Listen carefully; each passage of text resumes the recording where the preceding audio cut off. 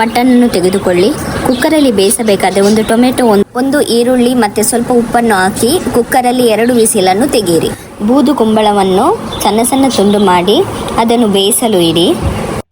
ಮಸಾಲಕ್ಕಾಗಿ ಬೇಕಾಗುವ ಸಾಮಗ್ರಿಗಳು: ಕೊತ್ತಂಬರಿ ಕಾಳು, ಜೀರಿಗೆ, ಕರಿಮೆಣಸು, ಚಕ್ಕೆ, ಲವಂಗ ಮತ್ತು 1/4 ಸ್ಪೂನ್ ಸಾಸಿವೆ ಹುರಿದು ಸ್ವಲ್ಪ ಅಕ್ಕಿಯನ್ನು ಹುರಿಯಿರಿ. ಯಾವ ಥರದ ಅಕ್ಕಿಯನ್ನು ತಗೊಳ್ಬಹುದು. ಮತ್ತು ಮೆಣಸು.